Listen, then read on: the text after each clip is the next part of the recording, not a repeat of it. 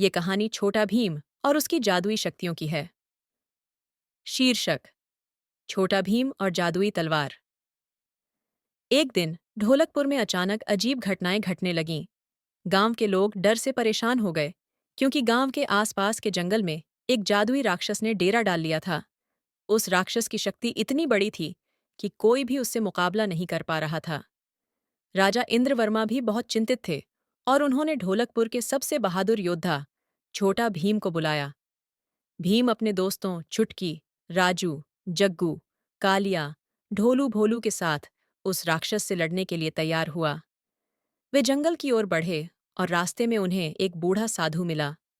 साधु ने बताया कि उस राक्षस को हराने के लिए एक जादुई तलवार की जरूरत है, जो जंगल की गुफा में छिपी हुई है।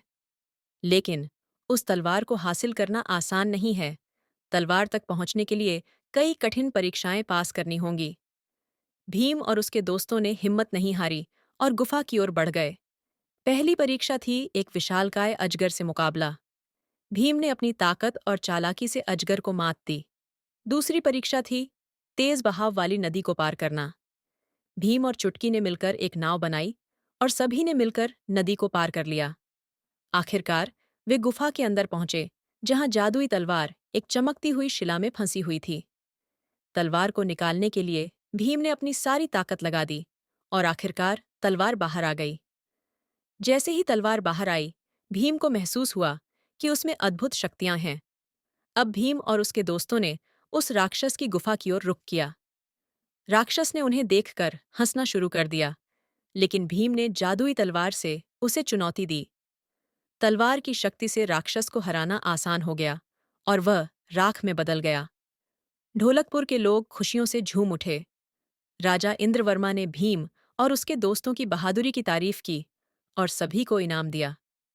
भीम ने अपनी जादुई तलवार को राजा के पास रखवा दिया, ताकि ढोलकपुर हमेशा सुरक्षित रहे।